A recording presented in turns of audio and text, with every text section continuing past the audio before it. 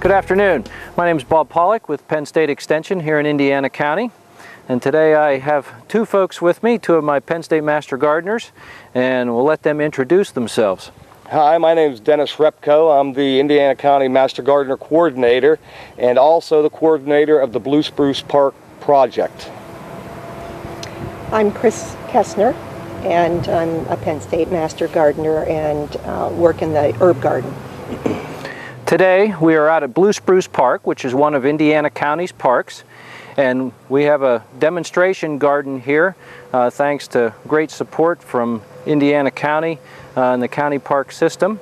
And Denny's going to just give a little bit of information about the park and how we developed our garden here. Well, it started out in year 2000. We took over these parks as the Master Gardener demonstration gardens. And over the years, we progressed and built larger gardens. We started with these walls, and they were donated courtesy of Mrs. Musser. She funded them, and we built them as a Master Gardener project. We did it as a demonstration to show how to install raised beds and landscaping walls. Then we progressed from there, and we incorporated some existing beds that were here from the Girl Scouts. We redid them and replanted them and added additional beds on the back side. So now, as of now, we have 7 beds here, which each have a different theme. All 7 beds. The walls are the herb garden beds, and they each have 5 different themes, which Chris will talk about here in a moment.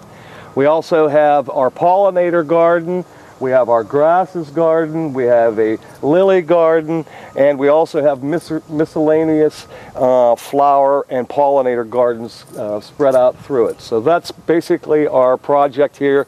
It's a public demonstration garden for the Master Gardener program to come and for people to have educational experiences here and learn their flowers, natives and non-native plants.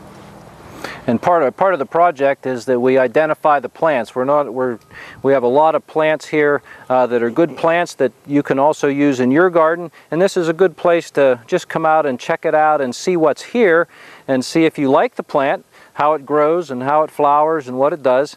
And the names are there so that then if you want to go and look for that plant in a local nursery, that you'd be able to do that.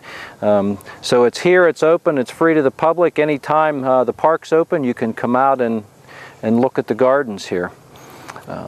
And now I think we're going to focus on the herb garden, and Chris is going to give us a little tour through that. First off, the herb garden is located in front of the Lakeside Center at Blue Spruce Park, and the first 2 raised beds in front of the center are the herb gardens. And the herb gardens are divided into 5 themes. And the first is the Bible garden. And the Bible garden contains plantings that are mentioned in the Bible, including rue, we have nigella, Madonna lily, and lady's mantle, just to name a few. Moving on then from the Bible garden to the next garden, which is the household garden.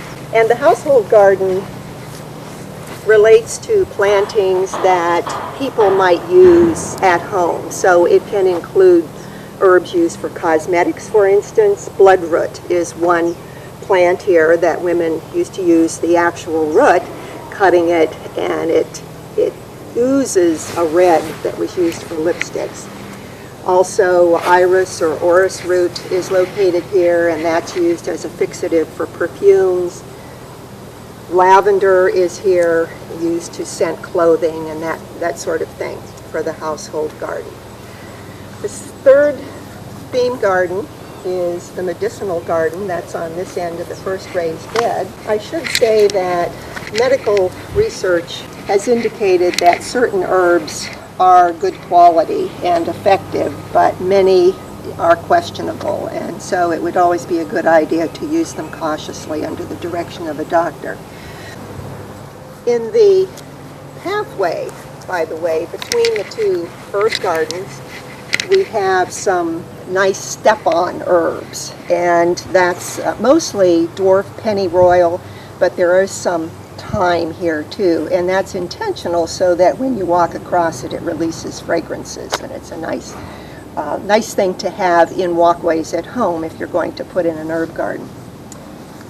Next we have the culinary garden, and if you are interested in starting your own herb garden, probably the culinary garden would be what you would deal with, or herbs suitable for the culinary garden is what you would deal with.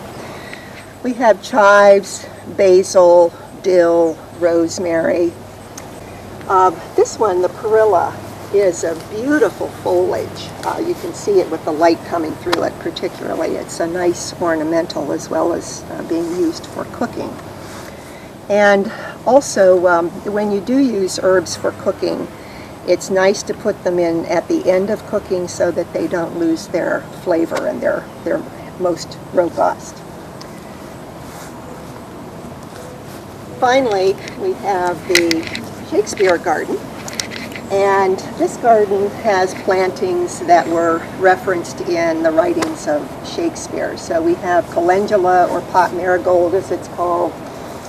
We have a rose bush, and which we and the Japanese beetles like. And then we have various mints in the back. And we hope that now that you know where the herb garden is, you'll come and visit and learn and touch and smell too. It's a great place to be very hands-on. Thank you.